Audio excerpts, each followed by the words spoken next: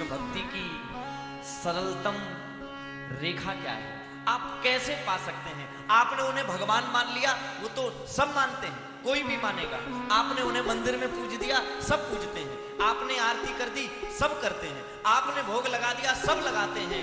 पर आपने उन्हें माना क्या, आपने उनसे रिश्ता क्या बनाया, ये मीराबाई से अच्छा कोई और नहीं सीख सकता, ये मीराबाई से अच्छा कोई और नहीं जान सकता, जिसने सब कुछ समर्पित कर दिया। मैं सत्य कहता हूं,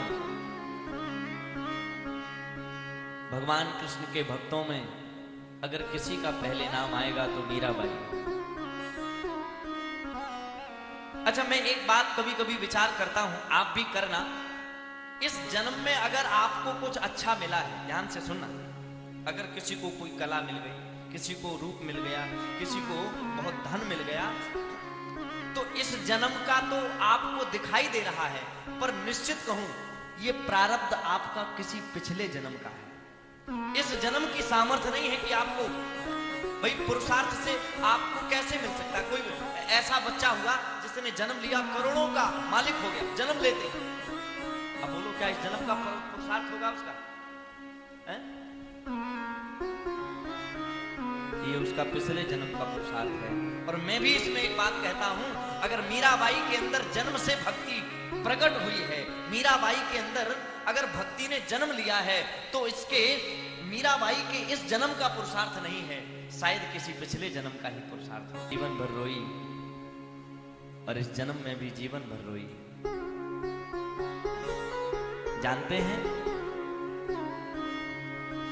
मीरा को अगर भक्ति मिली है, मीरा ने यदि आज पूरे विश्व भर को भक्ति मार्ग के पद दिए हैं, तो ये बिना भगवान की कृपा के असंभव है।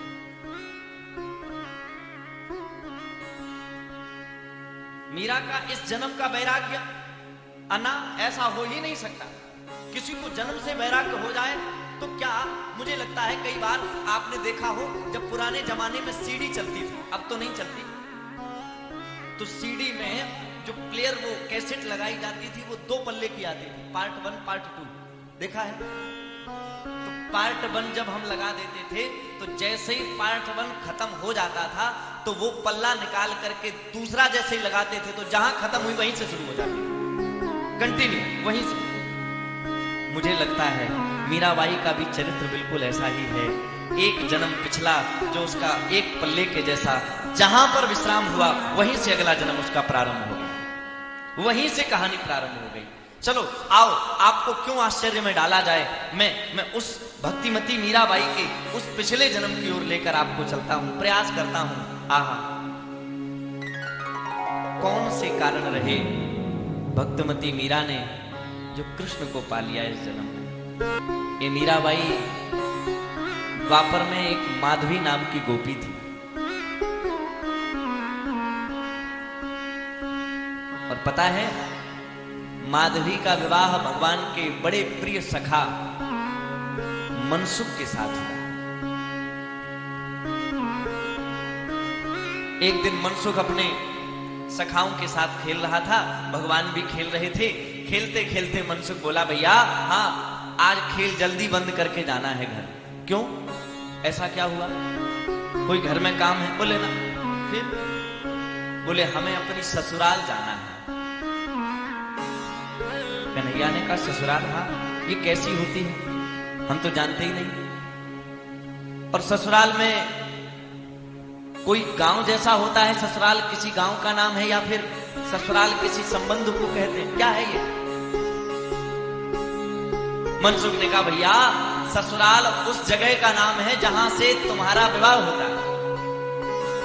अच्छा, और जहां से विवाह होता है, जहां से तुम्हारी धर्मपत्नी आती है, तो वो ससुराल के नाम से जाना जाता है।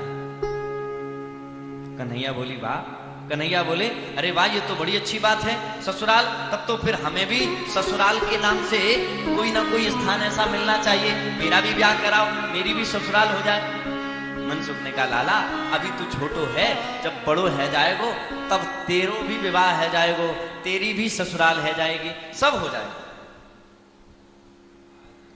भगवान बोले देखो जब मेरो होएगो तब तो होएगो, पर मैं तो तेरी ससुराल चलूंगा। मनसुख बोले भैया देख मेरी मैया बड़ो डांटेगी मोय कि अकेले ही जावे ससुराल, कोई और को लेके नहीं जावे, और संग में मित्रन को लेके जावे तो मित्र तो न जाने कहां कहां बुराई करें, या से बढ़िया तो दूर अकेले ही जावे, मैं नहीं ले जाऊंगा। अच्छा तो एक काम करना, मुझे नहीं ले जा रहा है कोई बात नहीं, लेकिन तू मुझे अपनी घरवाली से तो मिलवा देगा? हाँ हाँ उसमें क्या बुराई है, मिलवा दूंगा। माधवी की विदा करवाने मनसुख गया।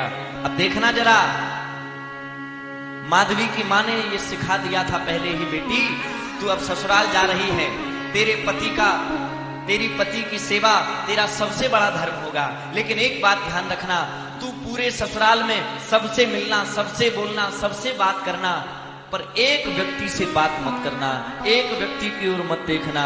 क्यों? कौन है वो? बोले एक सांवला सा है, एक छोटा सा है, वो बड़ा नटखट है, अगर तूने उसकी ओर देख लिया तो फिर तेरा कहीं और मन नहीं लगेगा, यहां तक कि तेरा मन तेरे पति से भी हट जाएगा। और अगर तेरा मन तेरे अपनी बेटी को खूब पढ़ा लिखा कर भेजा कि सबको देखना, सबकी ओर बोलना, सबसे बात करना, पर उस सांवले कृष्ण की ओर मत देखना, सांवले कृष्ण से मत बोलना। मां की बात मान गई, कहीं पतिव्रत धर्म नष्ट ना हो जाए। पालकी में बैठी आ रही थी, गांव में पालकी पहुंची, मनसुख रास्ते भर बताता आया, देखो तुम अब चलोगी, हमारी माताजी मिलेंगी, तुम्हारी सास, हमारी बहन मिलेगी, तुम्हारी ननद, हमारा छोटा भाई मिलेगा, तुम्हारा देवर, सब रिश्तों के बारे में बताया। बोले सबसे बात करना, पर हाँ इन सब में एक बहुत प्यारा है जिससे तो तुम्हें मिलवाकर ही रहेंगे, पता है मेरा। तक तो कन्हैया जी आ गए, अभी पालकी से उतर नहीं पाई माधवी। भगवान ने कहा रे मनसुख भैया, हाँ विदा है गई, हाँ हाँ कहाँ है भाभी, जरा अपनी घरवाली को मुखड़ो दिखाई दे। मनसुख बोलो लाला तू तो देवर है, और देवर को कहाँ रोकेंगे, जाओ तुम खुद ही घूंघट उठा के देख लियो। कन्हैया जी आगे बढ़े, माधवी को याद आ गई ये वही कृष्ण है जिसके लिए मेरी माँ ने रोका था कि इसकी ओर देखना नहीं और न दिखाना, क्योंकि अगर एक बार इसकी ओर देख लिया तो तेरा पति से भी मन हट जाएगा, पातिव्रत धर्म नष्ट हो जाएगा। भगवान आए, भाभी जी जरा अपना मुखड़ा दिखाओ। माधवी ने कहा नहीं दिखाऊंगी। तो मेरा देख लो, बोले नहीं देखूंगी। थोड़ा दिखा दो, नहीं दिखाऊंगी। अब तो कन्हैया जी कभी यात्रा जावे तो वो घूंघट लगाए लेवे, कभी कंबल ओढ़ लेवे, अरे वो घूंघट ही न खोले। कन्हैया जी को बड़ा बुरा लगा, या गांव की जितनी भी गोपी हैं वे सौभाग्य मानती हैं अपनो मुखड़ो दिखावे में, और या कैसी है ना तो देख रही ना दिखा रही। अरे मनसुख भैया, हाँ का तेरी बहू कानी आनी है का, शर्म के मारे मुंह ना दिखावे। हमें लगत है कि तेरी बहू को जरा मुखड़ो टेढ़ो होएगो, या वजह से मेरे सामने नहीं आ रही, क्योंकि जानती है कि मेरे सामने आई तो मैं तो पूरे गांव भर में ही बोल दूंगा। मनसुख ने कहा ना भैया ऐसी तो ना है। अरे तो मुखड़ो काहे ना दिखावे, भैया कह दे अगर ये मोकू मुखड़ो ना दिखावेगी तो मैं भी अपनी बहू को काऊ को मुखड़ो ना दिखाऊंगा, ना तोकू ना तेरी बहू को। मनसुख ने कहा देख भैया तेरी भाभी, तू वाको देवर, अब तू ही जान, मुझसे कोई मतलब ना है, तू देख पावे तो देख ले, नहीं तो भगवान जाने। भगवान ने बहुत प्रयास किया, माधवी ने दिखाया नहीं। कितनी अभागी। धीरे धीरे कई दिन बीतने लगे। अब पता है माधवी जब सुबह सुबह कुएं पर पानी भरने जाती तो जो भी मिलता है तो कोई ना कोई इतना जरूर कह देता है, जानती हो सबसे मिली होगी पर कृष्ण से मिलकर अच्छा लगा होगा तुम्हें। माधवी कहती हम मिले ही नहीं। तो क्यों मिले, किस लिए मिले? एक गोपी बोली एक बार अगर तू मिल लेगी फिर किसी और से मिलने लायक नहीं रहेगी, एक बार अगर उसे देख लेगी तो किसी और को देखने लायक नहीं रहेगी। माधवी ने कहा होगा, हमें क्या लेना देना, पर जब रोज कोई ना कोई आकर के तारीफ करे, रोज कोई ना कोई तारीफ करे, तो उसको भी लगा कि क्या सच में इतना सुंदर कोई हो सकता है कि जिसे देख करके फिर कहीं और देखने का मन ना करे। नहीं नहीं, ये सब झूठ बोलती है।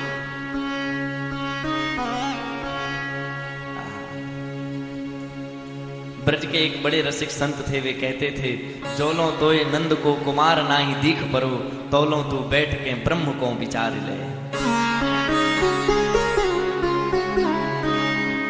जब तक तुझे वो भगवान नहीं दिखाई पड़ा, वो नंद का लाला नहीं दिखाई पड़ा, तब तक तुम माला लेके खूब खूब सीताराम सीताराम सीताराम राधे कृष्ण कुछ भी करो, और एक बार वो दिख गया तो फिर आहा सब भूल जाओगे। क्या बचेगा तुम्हारे पास?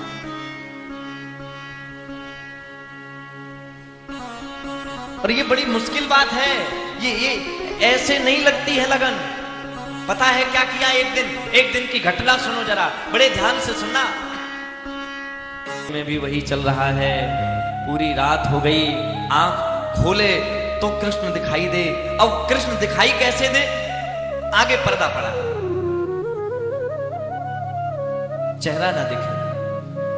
व्याकुल हो गई कि आखिर ये है कैसा, कौन है? एक बार तो देखना ही चाहिए, एक बार देखने में बुराई क्या है? आहा, माधवी को रात भर नींद नहीं आई, सवेरे ही उठ पड़ी, और सवेरे इतनी जल्दी उठ गई कि भोर हुई नहीं थी। सवेरे सवेरे पनघट पे जल भरने जाती है, सो जल भरने गई, बस गगरी रखी, लेकर पहुंची, माधवी ने जल भरा, इतना भी थी। जब गगरी न उठी तो क्या करे? सोच रही थी इतने सवेरे तो कोई आज आया भी नहीं है, किससे उठवाएं गगरी? आहा, उसी समय मेरा कृष्ण, मेरा छोटा सा नंदलाल, मेरा गोपाल, ठीक है उसको छेड़ो, वो मेरा छोटा सा गोपाल नंदलाल इतना सुंदर है, पहली बार प्रकट हुआ। अच्छा, उसे अभी पता नहीं कि ये वही है जिसको हमने मुख नहीं दिखाया था, जिसका मुख हमने नहीं देखा था। छोटे से कन्हैया, सांवली सी सूरत, मोर पंख सिर पर, कमर पर लगी बांसुरी, कूद पड़े। गोपी ने कहा, अरे काम बन गया, ये गगरी उठ नहीं रही है, ये आई छोरा तक कह दे तो थोड़ी मेरी मदद कर दे। वो अरे ओ लाला, जाने पता नहीं कौन सी गोपी को लाला छूट गयो, अरे ओ लाला, अरे ओ लाला। कन्हैया जी, हाँ बताओ लाला, तनक मेरी गगरी भारी हो गई है, तनक सहारो देकर मेरी गगरी उठवाए दो। मन ही मन भगवान बोले, गोपी ये तो साधारण सी गगरी है, लोगों के जीवन का भी भार तो मैं ही उठाता हूं। जब तुझसे ये गगरी का भार नहीं उठता तो अपने जीवन का भार बिना मेरे कैसे उठाएगी? आ गए, भगवान ने सहारा लगाया। अब देखना जरा, छोटे से कन्हैया सहारा करें, सहारा लगाएं तो उठे कैसे? भाई जितने वो लंबे हैं उतनी तो उठेगी, गोपी लंबी थी तो थोड़ा सहारा किया। थोड़ा सहारा करने के बाद जैसे जैसे गगरी ऊपर उठती जाए, भगवान बड़े होते जाएं, बड़े होते जाएं, बिल्कुल बराबर माधवी के खड़े हो गए। भगवान का मुख बिल्कुल माधवी के मुख के सामने, एक जरा सी झलक जैसे ही मुख की सामने से पड़ी, आहा, माधवी की गगरी छूट गई हाथ से। गगरी छूटी और बस उस सांवरी सूरत को देखने लगी खड़ी होकर के। आहा, मेरा कृष्ण तो ऐसा छलिया है, उसे तो बस इतना ही दिखाना था, दिखाया, अंतर ध्यान हो गया।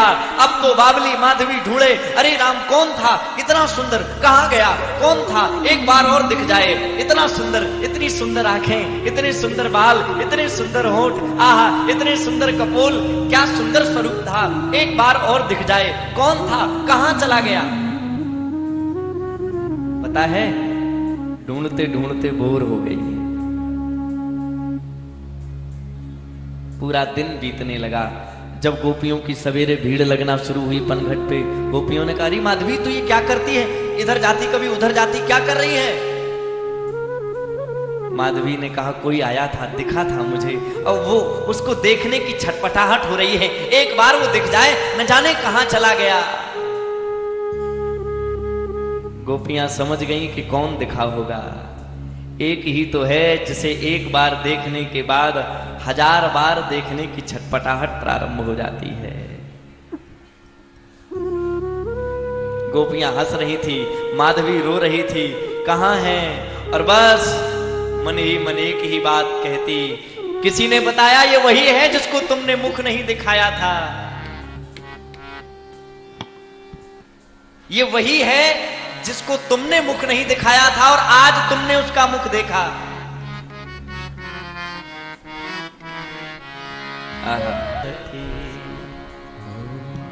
मेरा आज के बाद कोई और साथी हो ना हो, गिरधर जन्म मरण का साथी, गिरधर जन्म मरण का साथी,